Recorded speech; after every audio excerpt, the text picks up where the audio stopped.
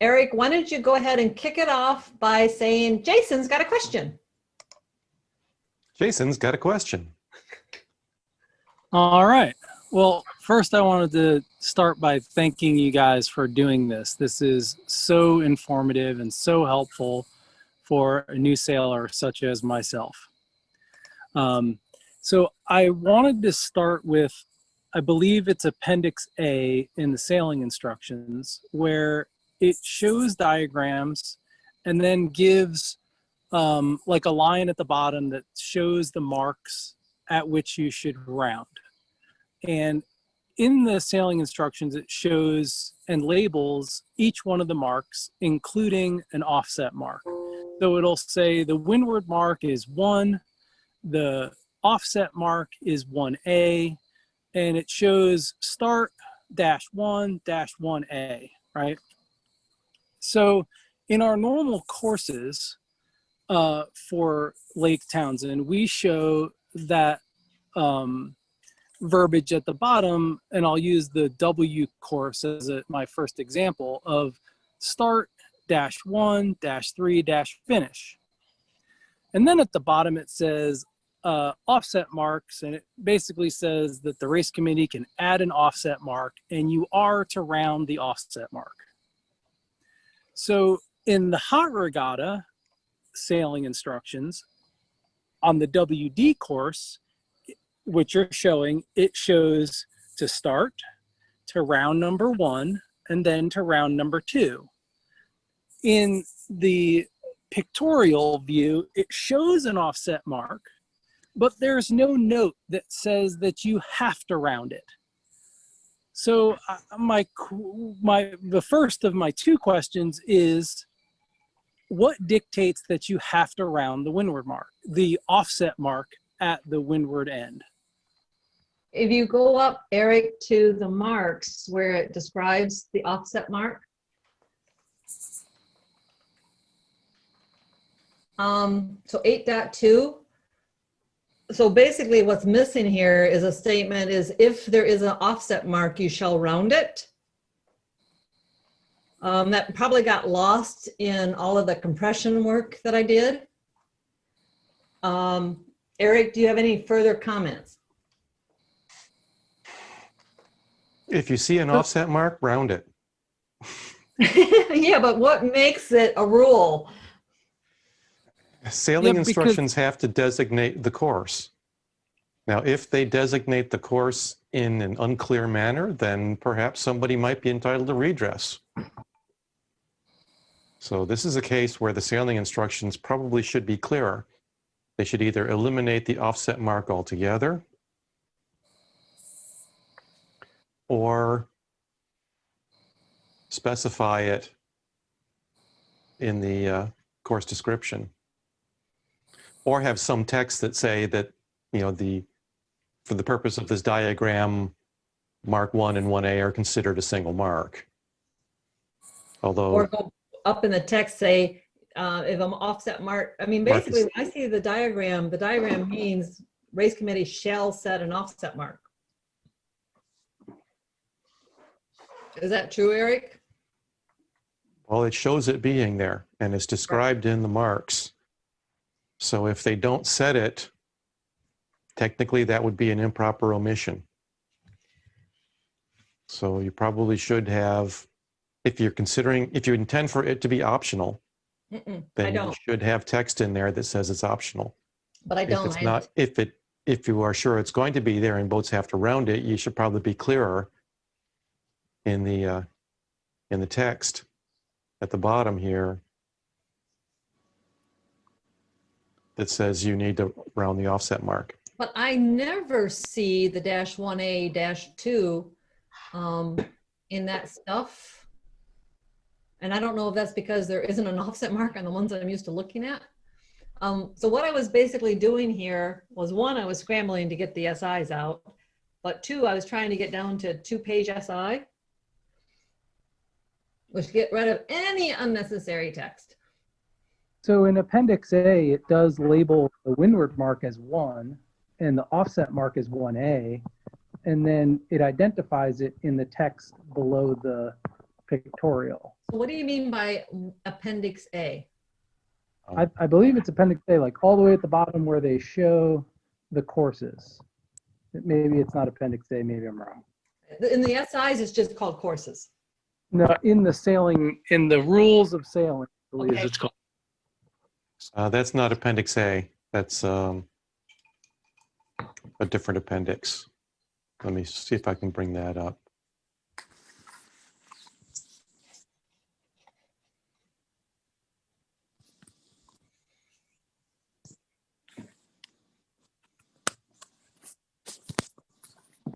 That's Appendix S. You may be right. Only maybe, Jason? Appendix letter. Can we go with that?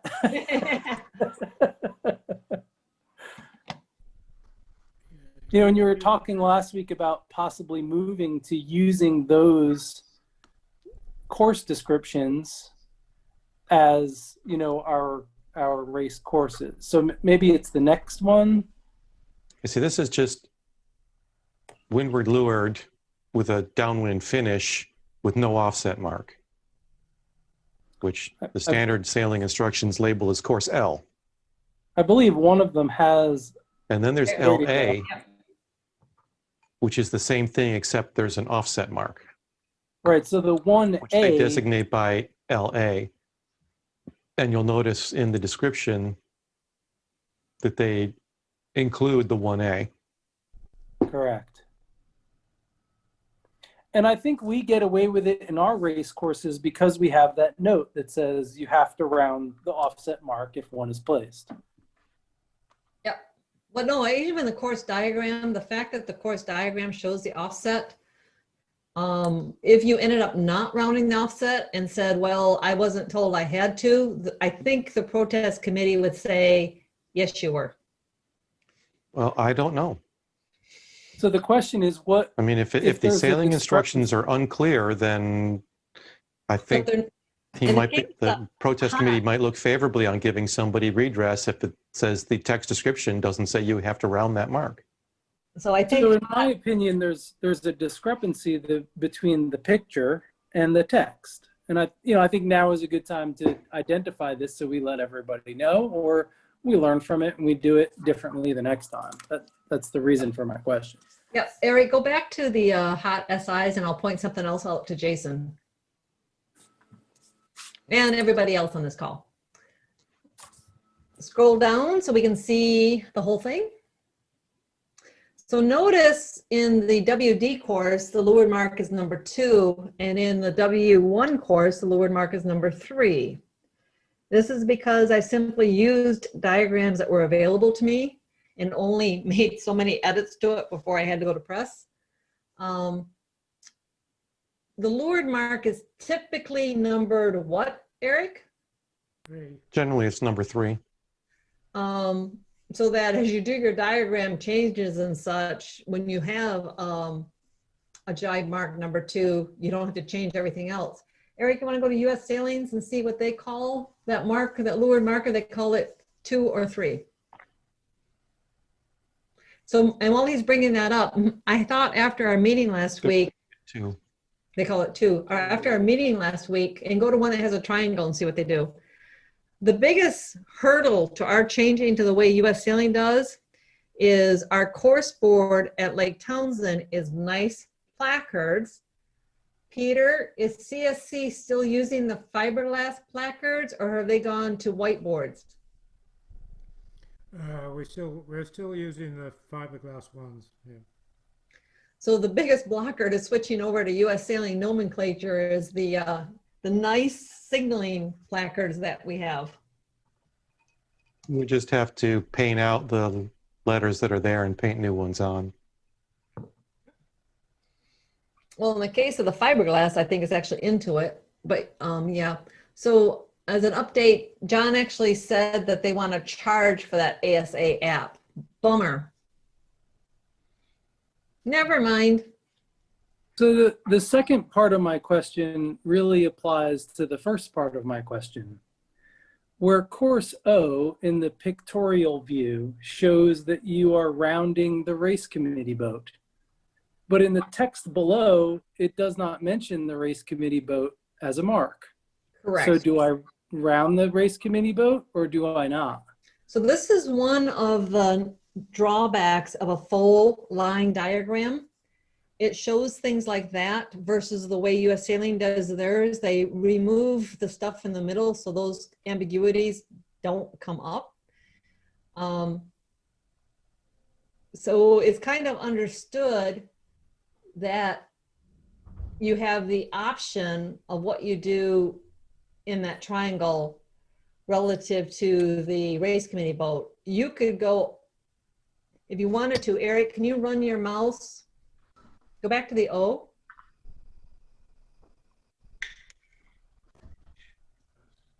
So If you look at rule 28.1, it says she may leave on either side a mark that does not begin, bound, or end the leg she is sailing. So the race committee boat does not begin the leg, does not end the leg, and does not bound the leg. So the rules say you may pass it on either side. So Eric, if you go back to the drawing, if you round the leeward mark and immediately tack to starboard in your catamaran, and you sail all the way past the start pin buoy before you tack for the weather mark, that's fine. So you go way over like that.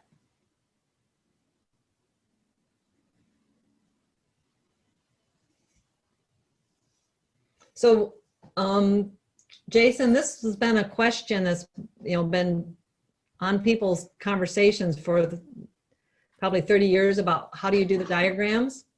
Do you? Well, for as long as we've been involved in race management, there have been discussions on what's the best way to draw the diagram so that you don't have discrepancies like this. Or implied expectations. Eric, go back to US Sailing diagrams.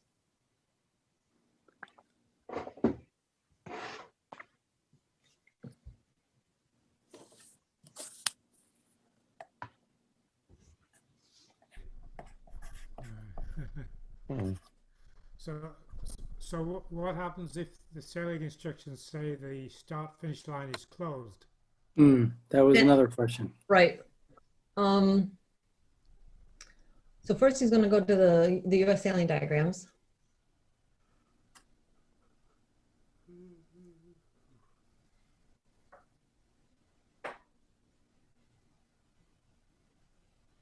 So which diagram do notice, you want to look at? any of them. So notice, Jason, they've eliminated all of the middle noise. Right. All right. Well, let's go look at the T course, which is what we were looking at. So Well, with no mention this of is the T with a leeward offset mark. mark, with no mention of the offset mark, how does one know if that is noise or slash an obstruction or a mark that I have to round? So that TL course is confusing. I mean, it goes around 1, 2, and then normally you go up to 1 and back down to 3, and then. no, first you do the triangle and then you do the sausage, Peter. Yeah, but Well, that's where the there's text there's points you in the right direction. There's Right. no line, second line round the 1. You go around 3, and then where do you go? Yep. So is there any mention of precedence between the pictorial view and the text view? No, if there's a discrepancy and it causes a problem, then that's where it ends up in the request for redress. It's called annotation. So, part of the challenge is the more information you put out there, the more likely you're going to have a discrepancy. Yeah, and I would certainly say while sailing the course as a new skipper, I would go around the offset mark because it was there. But I could also see somebody very savvy saying, well, the course description didn't say I have to go around it. So I beat everybody to the finish. because So I that didn't. goes back into the sportsmanship conversation, and then the diagrams show it, and it's called out as a mark, and you try to knit that, well, it isn't in the text 1, 2, 3, 1, so I'm not going to do it. You're probably going to not get away with it. I Isn't wouldn't that call that a using the- sportsmanship issue because it is a discrepancy in the sailing instructions. It's like But using the rules. I to wouldn't your count on advantage. winning that redress hearing. No. Hmm. You might well just get if somebody protests you for not sending the course, the protest committee might say, we think the course is clear and you have to round the offset mark and you didn't, so you're disqualified. You're taking I don't want to say you're taking your life in your hands, but you're taking a significant risk if you do that. This mark rounding order, a lot of SIs don't include it. And I actually found it's the most helpful way to know what it is you're supposed to do to the diagrams. So I started putting it in the SIs that I was doing. You don't always have it in your SIs. I mean, this section here, I think, is more important than this section, the diagram. Yeah. Yep. So if I was on protest committee and somebody says, hey, I followed what was in the text, then I might be sympathetic to them saying, well, race committee didn't put the offset mark in the text. Right. Yeah, you go around again. You just do this. You don't do the 2 again. So I guess the easy way to fix it is just to mention something either in the skipper's meeting or post a amendment to the SI. Do you have to go that far? Yeah, I can change the SIs. There's something else I got to talk to Eric about. In I the would recommend SI. putting the 1A in the SIs in the description I have and something else publishing new SIs. there's something else I got to talk to Eric about as well, whether or not I got to change in the SIs. But also on my end, time-wise, I'm limited. So I may just say the heck with it. This is what we're going with. Yep. Yeah, and I certainly don't know the race committee stuff well enough to say this is, I mean, there's definitely a statement that says any change can be verbalized. So if at the start you yell out, you have to round the offset mark, that might just meet the rules. But No, really... I'm going to go with the course diagrams, Jason, if I don't get it updated. Okay. At CSC on the last set of SIs for the COVID things, we said the offset mark was optional, was not included, but could be. And then in the course diagrams, we put offset mark in brackets. If it's there, you round it. If it isn't, it wasn't supposed to be. Right. And you might want to consider simply not having the offset mark No, I in want the it. actual race. No, I want it. There's not that many boats out there. Yes, dear. It makes things simpler. We were trying to make things simple for the race committees, though. Yeah, and my question isn't pointed or directed at this SI in particular, but more so that I know when I go to some other regatta in the middle of who knows where, how I interpret and what takes precedence over the other without having to ask a question. And so I'm not trying to beat you up for doing it. No. Unclear, just so that I'm just trying to learn. That's all. I appreciate the explanation. And that's all good. And so basically, the Mark 1, and this might be historical garbage that I'm just bringing with me. The Mark 1 is the mark plus the offset. And that in some cases, the offset is a different mark. From a judge's perspective, the offset is a different mark. So if you have overlap coming in at the Mark 1, that does not carry over to the offset. It's my opinion is that they are two separate marks. Yep. Mm-hmm. So and Jason, the zone around one mark is different than the zone around another mark. And Rule 18 turns off when you pass the first one and turns on again when you get within 3 boat lengths of the second one. So Jason, you might see an edit to the SIs, and thank you very much for the feedback, because I do appreciate that you guys are looking at that like at that level. A thought just crossed my mind. So Jason, I don't know if you noticed on the last Sailing Savvy that we ended up canceling, what I was planning to do. I did not. I was planning to practice windward mark roundings and actually set up the scenario of boats coming in on port with boats unlured to kind of reinforce the rules. I appreciate that. So basically I'll keep that on the radar for the first one for next year. Excellent. Thank you. So almost 30 minutes into the Zoom session, what topic do we want to talk about tonight? Stephen, what's on your mind? Well, I had a fun race this weekend. I got to go sail Anne Marie. She's a good person, a really good person to sail with. Did you notice Yeah. Did you notice signaling issues this weekend? We sure did. Yeah. Peter, what's up with that? Anne Marie says the guy on the boat just does what he wants to do. Peter, who was that? Ray only usually does winter things using sound systems. So it was Ray Flynn? Yeah. Okay. I think it was a good race, though. I mean, we had He got it we better had- on Sunday. So. yeah, we had good wind on Saturday, and then Sunday it died down. No, Sunday was actually quite good until late. Sunday was similar to Saturday until about 2 o'clock.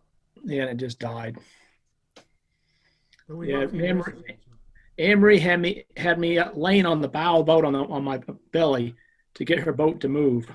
so. Yes, right. You were on the Wayfarer then, Stephen? Wayfarer. So I had trouble getting that spinner to go fly when that wind was going like a half a knot.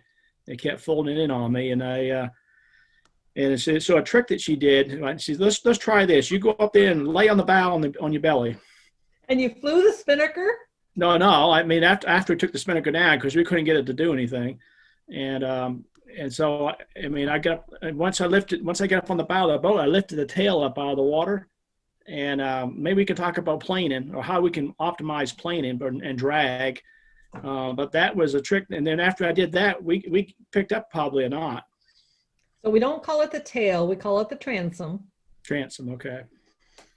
So Eric, you want We to speak? colloquially refer to that as sailing the boat downhill. Downhill, okay. By making Get the bow down and the transom up. So how many boats does that work with? Does that work with a Flying Scot?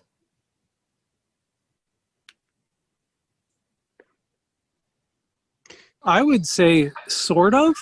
At some point you start plowing the water. And I don't know if it's right or wrong, but there's a lot of noise coming out of the front of the boat if your weight is too far forward. So then I kind of move people back a little bit, and there's definitely a sweet spot, and it's pretty far forward, but you can go too far forward. So it definitely works on the isotope. You will see skippers forward of the front crossbar in light air. Now, granted, they're usually lighter weight skippers, but they are in front of the crossbar, the front crossbar. Eric, you want to comment on Ernie that? used to sail that way. Who? Yeah, I just want to say thanks, Jason. That's a really important observation, because what you want to do is you want to get the transom just out of the water, because it's that sharp edge in between the bottom of the hull and the transom that when that's in the water, it creates a lot of drag. So if you get the bow down so it just picks that transom up out of the water, then you have a very smooth exit off the hull. And that's a lot less drag. But when you put the bow too far down, then as Jason says, the boat starts plowing. You're actually inducing more drag by putting too much of the bow in the water. So it's not a matter of, getting the bow down. It's just getting the transom up out of the water and leaving it at that. Yeah, No, one thing, there are Alan, some isotope sailors. Bernie used to sit on the front crossarm and lean way forward to get his weight as forward as possible on light air days, trying to Alan get the Wolf, bow of the boat down and the transom up. Alan Wolf would get in front of the crossbar. Alan Wolf would actually sit on the deck in front of the front crossarm and lean forward. And I've spent some of my days doing that too. But for me, there comes a trade-off between getting my weight forward and still being able to steer the boat. Because when I'm way up there, when I start moving the tiller extension, instead of steering the boat, the tiller extension just hits the main sheet block. So I will sometimes sit forward of the shroud, but I don't normally go any farther forward than that, because when I do, it simply becomes more difficult for me to maneuver the boat. It's more important for me to be able to steer quickly in response to wind shifts than it is to get that last little bit of drag out.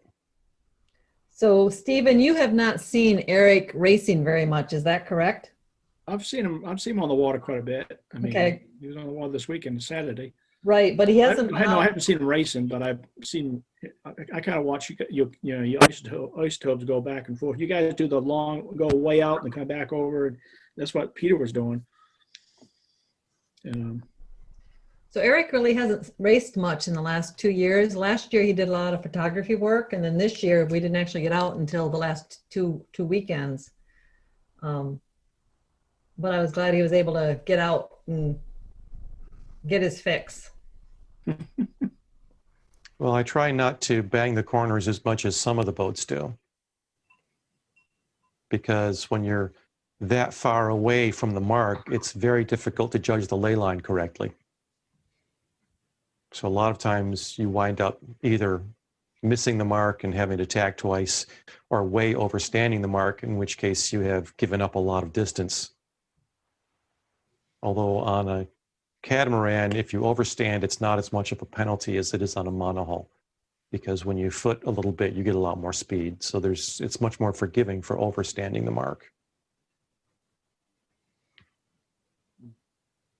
But I generally, I'm willing on the isotope to throw in an extra tack so that I don't have to go all the way out to the corner.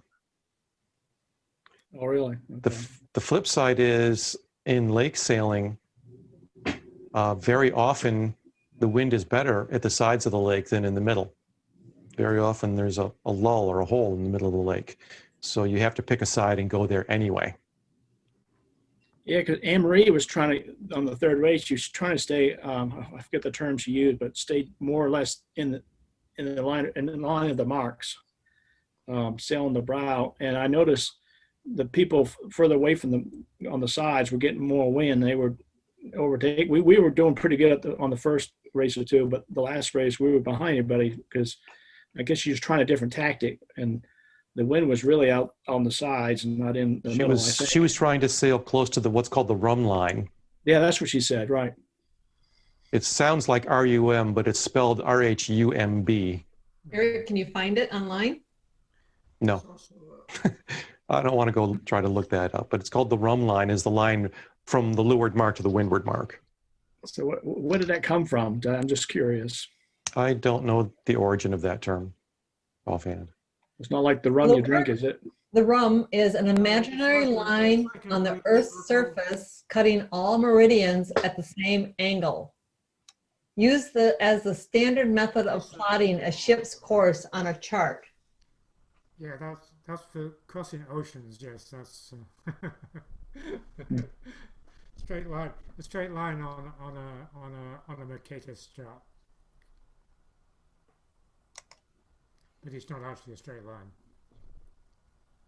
Yeah, we also took and we tied a little cassette tape on the line coming down on the spinnaker pole to the center of the spinnaker pole, because you had me stand up and try to fly the spinnaker standing up a lot, and I couldn't see the telltales on the shroud. So we put one up on the halfway up on the line of the topping lift. Topping lift, and it helped me see where the wind was going, and because I would pump that spinnaker over to starboard quite a bit, and then all of a sudden the wind will shift, and I got to get it all the way back to the pole to the front and get that side wind. And once I had that telltale, I could manage that spinnaker better at So that position. rum means a line or course on a single bearing. So basically from the leeward mark to the weather mark, the rum line would be the single bearing from leeward to weather.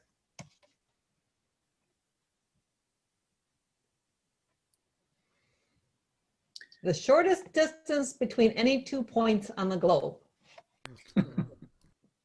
One question I had is, Well, that would actually be underground. Alan Tao, I think he was sailing a windmill, I think. Yeah, Sunday it was the windmill. And he had this pole that he connected to his jib, I guess you call it whisker pole, on a like the Wayfarer. Is it legal to use a spinnaker pole to hold the jib out to fly wing on wing? You would use a whisker pole rather than the spinnaker pole. But Oh, could so you you'd have use this? Could you use a spinnaker pole, Eric? I think you'd find it's the wrong length. It's Really? still better than nothing. It's longer than my arm. Yeah. Doesn't it have to contact the mast? Oh, go for it. That's all I know. I remember Eric coaching me after a race, after holding it and not holding it against the mast. And his comment was, if you use that pole, it needs to be touching the mast. So you couldn't. I mean, you think the spinnaker pole is too short to hold the jib out? Yeah. So I Googled, can I use a whisker pole on a Wayfarer? And Wayfarers say when goose winging, we call it wing on wing, they call it goose winging, it is advisable to carry 2 poles.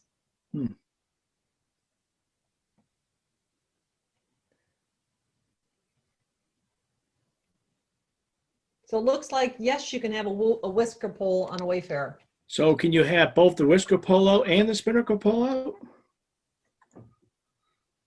Well, that make no sense. You would use the spinnaker pole when you're running the spinnaker, and then you would use the whisker pole when you're going wing on wing. Oh, okay.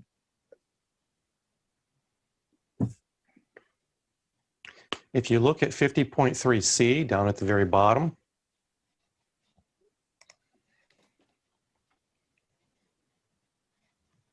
Scroll up just a little bit, okay. a head sail may be sheeted or attached at its clew to a spinnaker pole or whisker pole, provided that a spinnaker is not set.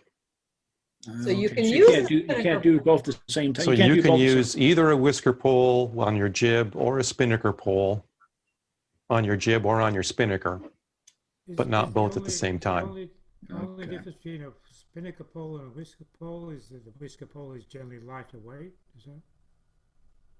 Or not extendable?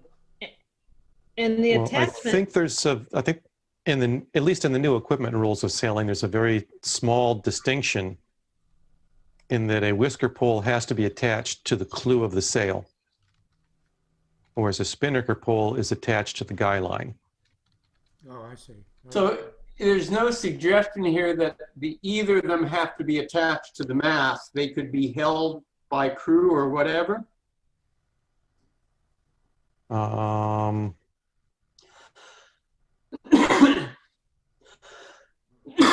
If you look at the first part of this rule,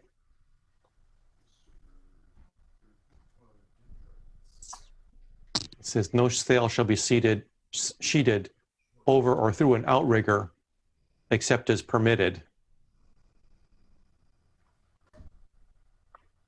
And 50.3 paren C doesn't say where the pole is attached.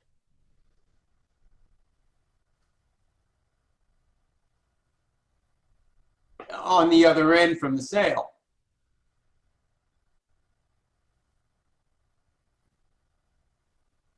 Normally there's a fitting on the mast for it to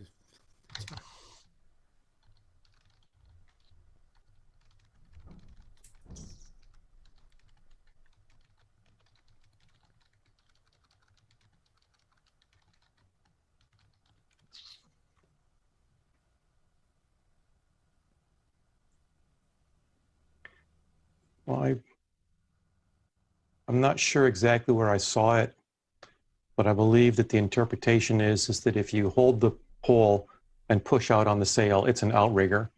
But if it's attached to a ring on the mast, then it's a whisker pole or a spinnaker pole. So except when setting it or jibing it or removing it, it has to be attached to the mast.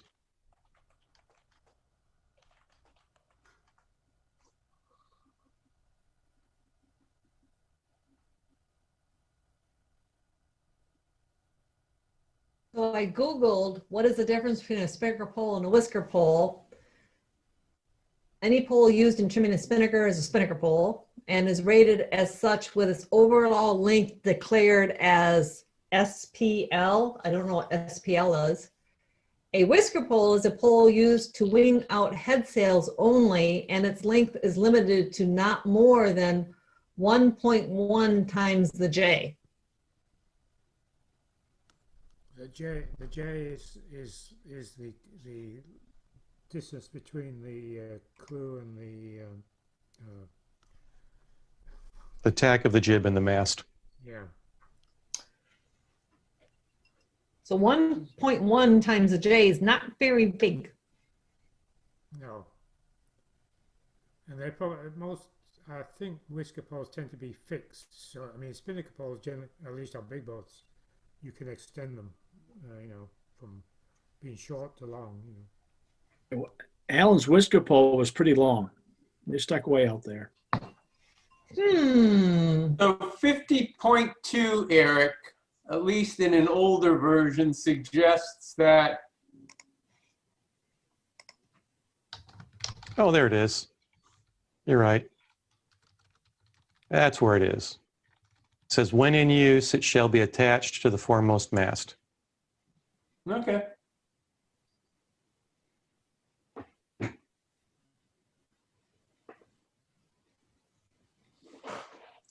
Thanks for that. I just needed to scroll up a little bit to find where it was. Well, the great But I knew it was Google in there. found it for me.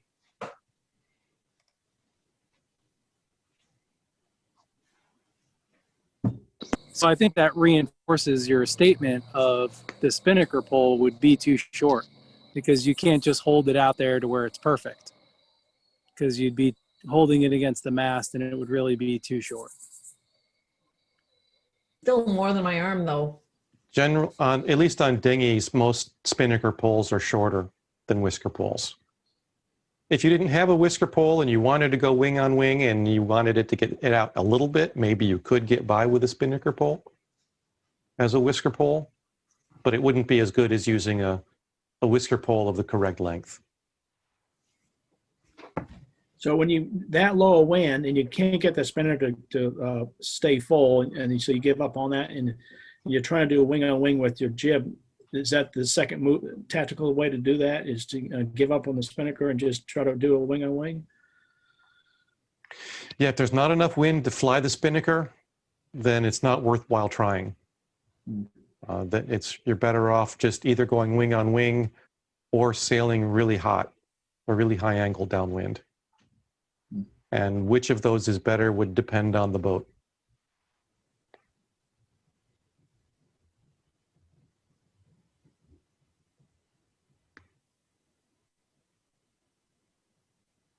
On the Tanzer, you know, if the wind is really light, such that we can't keep the spinnaker full, we'll just go wing on wing and sail the run line from the windward mark to the leeward mark. Yeah, that's pretty much what Anne-Marie was doing.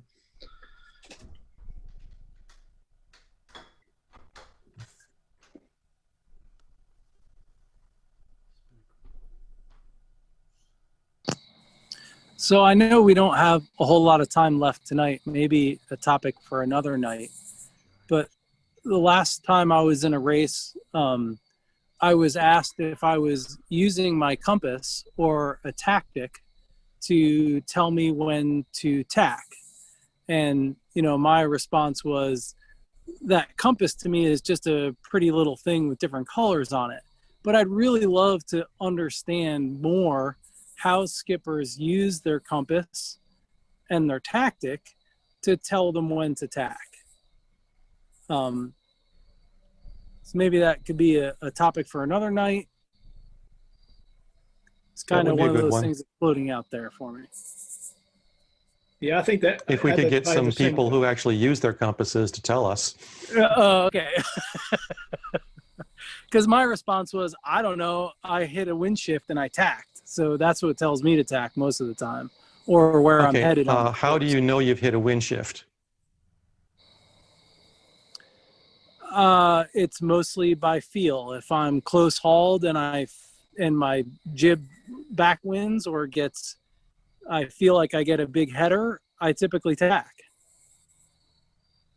instead of adjusting and bearing away, or I would Yeah. tack.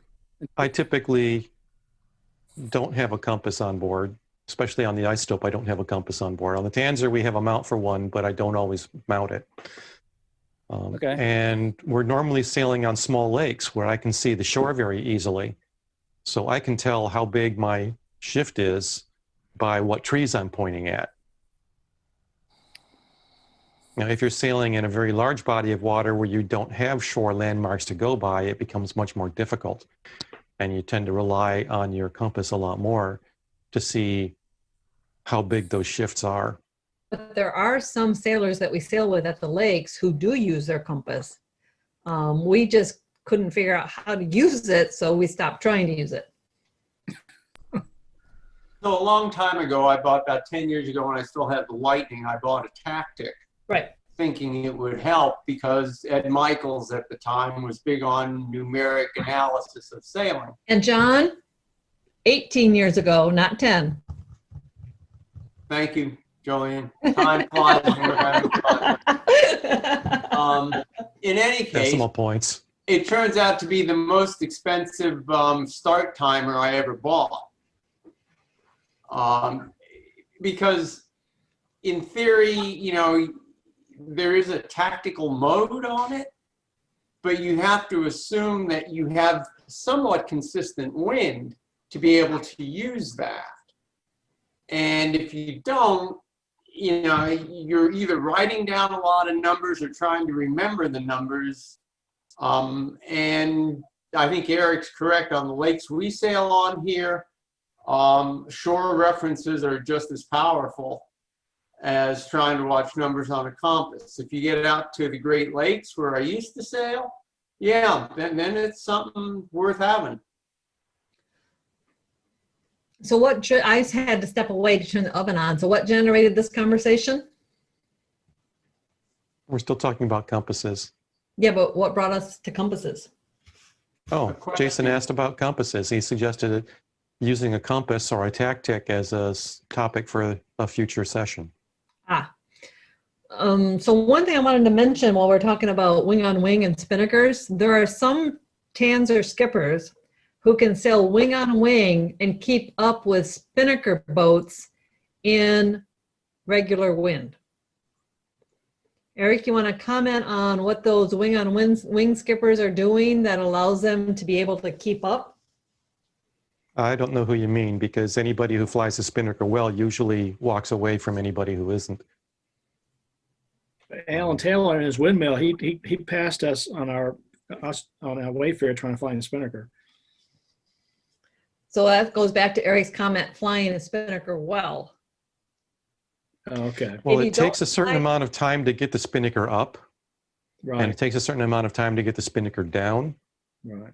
And if you make any mistakes doing that, it costs you. And if you don't keep the spinnaker flying well, then in all of that, if you can't accomplish all of that, then you might just be better off not using it. Because on a lot of boats, especially like a Flying Scot, the spinnaker is not very large relative to your jib. So either you need a long leg in order to recover those losses of setting and dousing and jibing, or you need to be very skilled at flying it in order for it to really pay off. On the Tanzer, the spinnaker is proportionally much larger. It's not as big as the Flying Scot spinnaker in actual square feet, but compared to the rest of the sail plan, it's larger. So the Tanzer spinnaker makes a bigger difference than the Flying Scot spinnaker does. And I'm not sure where in there the Wayfarer fits. So Eric, the Wayfarer Portsmouth number is 91.6. And the windmill is 89.5. You want to describe for us what those two numbers mean? Well, the lower the number, the faster the boat. So keep going. So Alan should be passing you. Yeah. Well, I He think owes in you- the higher wind, we kept ahead of him, but when the wind lightened up, he got ahead of us. Well, every boat, you can't sum up all of the boat's performance characteristics in a single number. Right. Any handicapping system is inherently flawed that way, because there's going to be wind conditions that one boat is designed for that another boat isn't. And when the wind conditions changes, which boat is actually faster changes. And Portsmouth tries to correct for that in the wind dependent factors, but those crossover points aren't necessarily the same as the as where the Portsmouth yardstick changes, the Beaufort numbers. So the basic DPN is the first column, and that's where they're about away from each other. And then light air, they're about 3 away from each other. And then in medium air, they're pretty close. In heavier air, they're back to 2 away from each other. And then in really heavy air, they get 3 to 4 away from each other. So they don't change very much. So Eric, can you comment on what this means from a timing perspective and how much a windmill has to finish ahead of a Wayfarer for the windmill to stay ahead of the Wayfarer? Well, Portsmouth is calculated on decimal minutes. So you take however long each boat takes to finish in minutes and tenths of minutes, and you divide that by the Portsmouth number to get a corrected time. And then you compare those corrected times. Yeah, but we're not going to do that on the water. It's not simple to do in your head on the water. Aw, If you want to, and what I sometimes try to do, but I keep forgetting what the numbers come out to be, you can look ahead of time and say, well, my boat rating is X and the other boat rating is Y. So I take 60, say for an hour-long race, and I take my finish time, I divide by my Portsmouth number, and I multiply that by the other Portsmouth number, and I say, okay, how many minutes difference is that? And then I say, okay, for an hour-long race, that means I have to give the other boat X number of minutes. So if I know that I owe another boat 2 minutes per hour, then I know if it's a 30-minute race, I owe him 1 minute. Or if it's a 20-minute race, I owe him, 40-some seconds. so perf is easier. It's 3 seconds per mile for every difference. Well, perf has 2 different ways of running. They have time on I'm talking time about on distance and time on time. Time on distance is easy if you know the length of the course. Yep. If you don't know that, then you don't know. You Time also on touched time is on last easy week. because you know how many seconds they owe you per hour of race. So if you know your finish time and their finish time, then you can calculate how much time the handicap owes. That's what I like. Go ahead, Jason. Doesn't that also depend on the orientation of the course, as you touched on last week? Like we typically do a windward-leeward, but that Portsmouth tack is based on truly an Olympic where you're actually going on a reach 2 of those legs. So the Portsmouth it's kind of- numbers were about 20 years ago. U.S. Sailing has not had good input in the last 10 plus years. So I really have no idea what they're basing it on now, which is why they're looking at doing something different. Supposedly, U.S. Sailing is coming out with a replacement for the Portsmouth yardstick. I've heard a lot of press about it, but I haven't heard any details, so I don't know what the new system is going to be.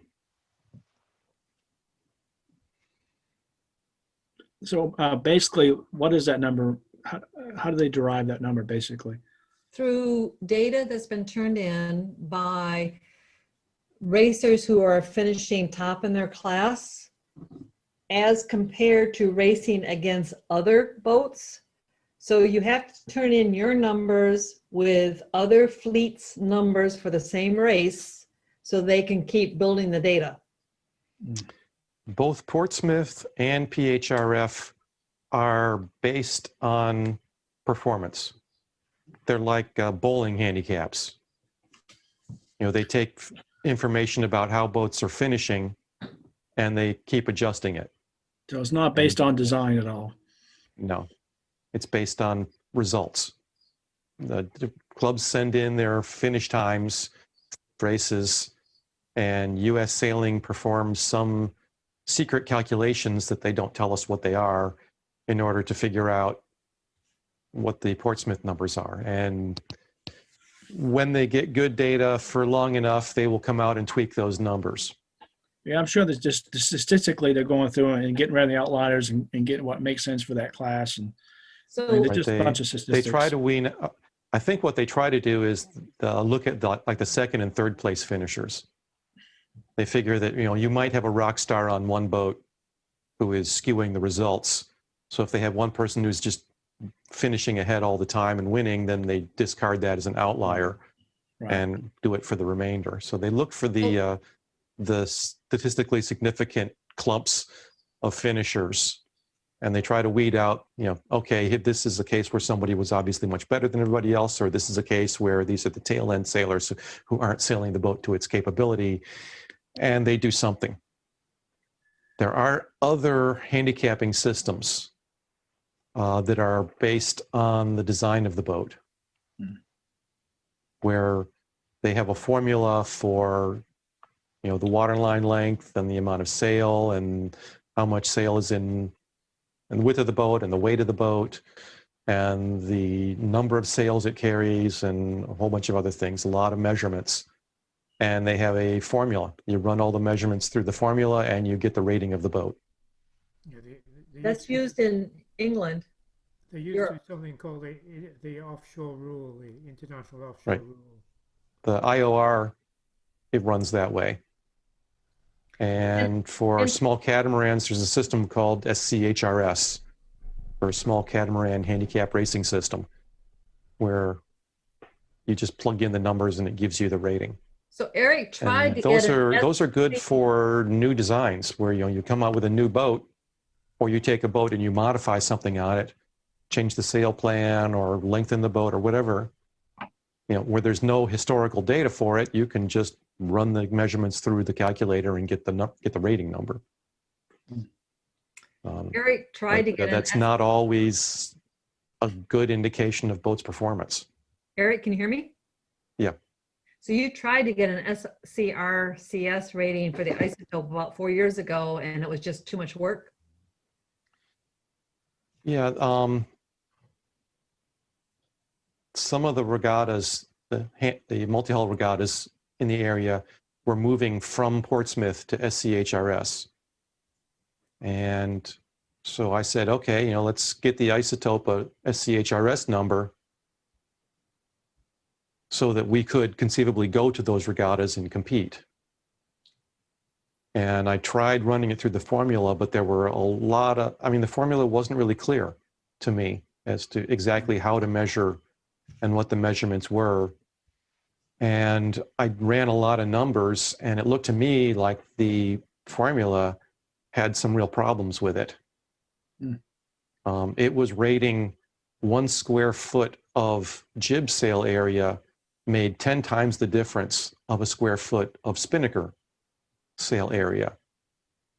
So you could take 10 square feet of sail off your jib and add 100 square foot spinnaker and come out with the same rating, which didn't make any sense to me at all. In fact, when I ran the numbers for the isotope, it actually came out faster than the numbers for a Viper 16. with a or the spinnaker. Goodall 16, which is almost a 40-year newer design with a huge spinnaker on it. And there's absolutely no way that an isotope should be faster than a Viper F16 Or Goodall. or the Goodall F16. He originally called it the Viper, but it turned out there was another boat already called the Viper. So there was some copyright infringement going on there, or a problem with that. So they changed the name to the Goodall 16. But everybody still calls it the Viper. So when Eric sent his questions back to the people who were working on the rating system, they basically blew him off, and you know how that went with Eric. Well, they had older catamarans like the Hobie 16 grandfathered in with special formula exemptions for them. Oh. And but those didn't apply to the isotope, which actually predates the Hobie 16. Sound like In they fact, didn't know how to use the in formula. historical data, yes, the isotope is a little faster than a Hobie 16, but not that much faster. That could be a big marketing problem.